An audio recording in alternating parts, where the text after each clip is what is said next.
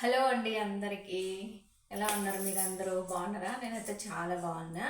నేను ఇప్పుడు మీకు ఏం చూపిస్తున్నానంటే పుచ్చగింజలతోటి లడ్డు పుచ్చగింజలతోటి లడ్డు అనమాట. ఇగో ఇవే పుచ్చగింజలు, తర్వాత పల్లీలు, తర్వాత నెయ్యి. ఈ నెయ్యిని కొంచెం కరగబెట్టి ఉంచుకోవాలన్నమాట. కరగబెట్టుకోవాలి, వేడి చేయాలి కొంచెం. ఈ పల్లీలు తొక్క తీసుకొని వస్తాయన్నమాట. ఇగో పల్లీలు తొక్క తీసుకొని వచ్చిన భలే ఒట్టి అని తినాలనిపిస్తుంది నాకైతే. ఇప్పుడు మొత్తం అన్నీ మిక్సీకి వేస్తాను. ముందు పుచ్చగింజలు ఎలా వేపుకోవాలో చూసేద్దాం. ముందు పొయ్యి మీద బాండి పెట్టుకొని మనం ఎన్ని తీసుకుంటున్నామో పుచ్చగింజలు అవి వేసుకొని బాగా సిమ్లో పెట్టి వేపుకోవాలండి. అదొకటి. ముందుగానే కడిగి పుచ్చగింజలు నీట్గా నీళ్ళల్లో కడిగి ఆరబెట్టుకొని తర్వాత వేపుకోవాలన్నమాట.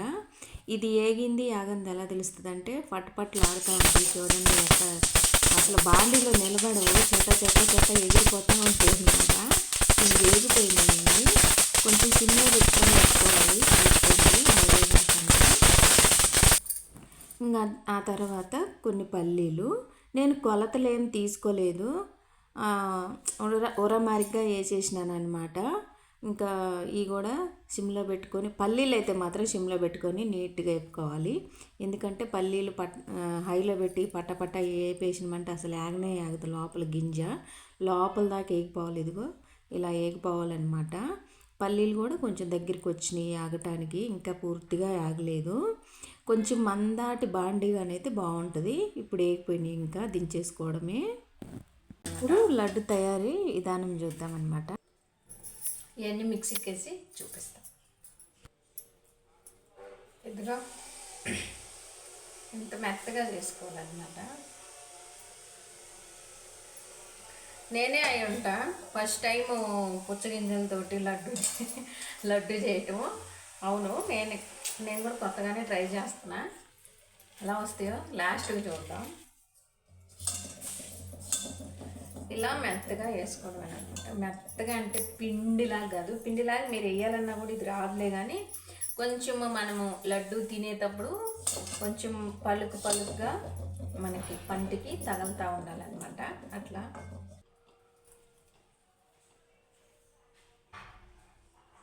పల్లి పొడి ఇలా పలుకుగా వేసుకోవాలి.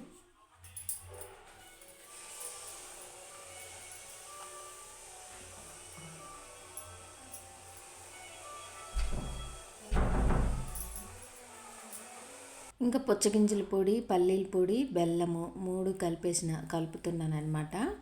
పుచ్చగింజలు మెత్తగా వేసుకోవాలి, పల్లీలు కచ్చా పచ్చిగా వేసుకోవాలి మిక్సీకి.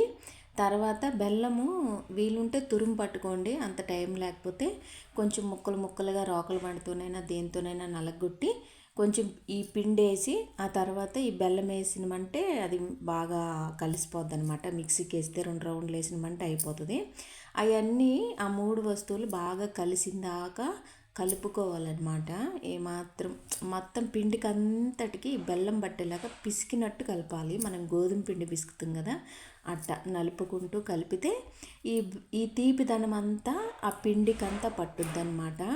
పల్లీలు అక్కడక్కడ కొంచెం ఇట్లాగానే ఉంటే నవిలేటప్పుడు అవి పలుకుల్లాగా తగులుతుంటే చాలా సూపర్గా ఉంది లడ్డు.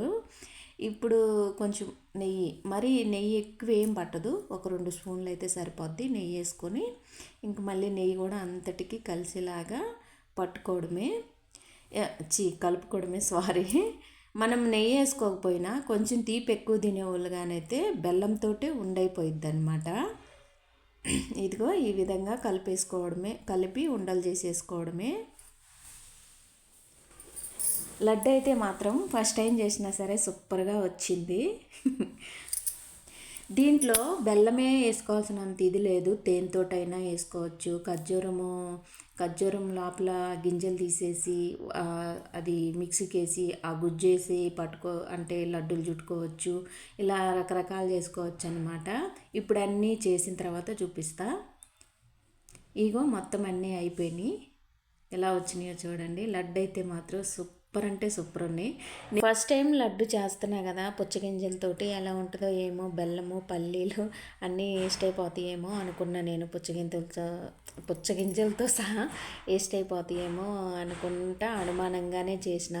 కానీ తిన్న తర్వాత అయితే నేను చెప్తున్నా, ఎక్సలెంట్ అంటే ఎక్సలెంట్. అసలు నేను కూడా ఊహించలేదు ఇంత బాగా ఉంటుంది పుచ్చగింజల లడ్డు అని మాత్రం నేను అసలు అట్లా అనుకోలేదు. ఒకసారి మీరు ట్రై చేయండి.